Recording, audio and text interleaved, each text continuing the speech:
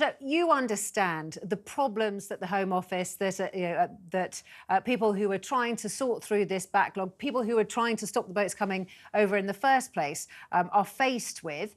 If you were the government, what would you do to, quote, stop the boats?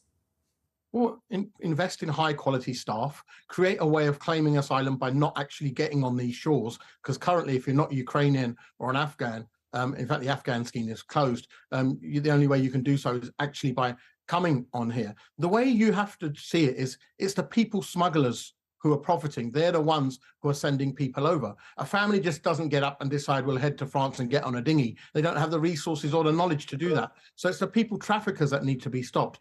It's almost akin, and what this government's approach has been, is to say, akin to saying, we're going to stop drug dealing by locking up all the drug users and hoping that drug dealing stops. The government is trying to lock up or punish all of the asylum seekers in the hope that people smuggling stops. So what you've got to do is focus on getting the gangs, and that's going to happen by cross-country and cross-Europe intervention and cooperation. And also you kill the market model. Sorry to interrupt, but just because we haven't got a huge amount of time. I mean, what you're saying is similar to what Keir Starmer's saying. He says that his background dealing with terrorist cases when he was Director of Public Prosecutions gives him some experience of understanding how to break these. In that case, it was terrorism, but in this case, people smuggling gangs and so on. But if it was just a case of communicating and liaising with foreign police forces and secret services and so on, surely it would have been done by now. Well, it requires money as well, and it requires good relations with your neighbours.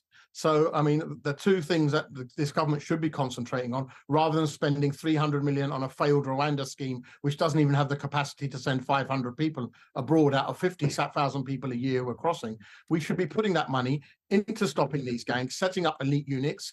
If we can go and get Osama bin Laden or Saddam Hussein holed up in their strongholds and get them out and find them, why can't we stop these gangs who've been operating using the same methods for the past 20 years? It's akin to saying, we all know where they operate from, the French coast to the Kent coast. It's almost like saying there's a bus driver who drives the same bus for the same route for the past 20 years. And when we ask the government to say, well, can you identify the bus driver? Sorry, governor, he's 20 steps ahead of us. Well, that can't be true. So these gangs have been operating from the way I've seen it in the past 20 years, the same routes. They come to the same place on the Kent coast. Yet this government, when do we hear about a war on people smugglers? When do we hear about people smugglers being given life? There is no deterrent. The last people smugglers caught, I think in Belgium, were given 8 years. They'll be out in 4. For them, it's a very good enterprise for them. And at the end of the day, people smuggling makes more money than drug smuggling. And a lot of your viewers might not know that, but that is the truth. So that's how this has got to be done. Keir Starmer is right on that effect. He's right to say, we'll go after the gangs and we might create a safe route, which is probably the best way to do it. That's the way you stop people smuggling. You get the people who are making a profit out of the people smuggling.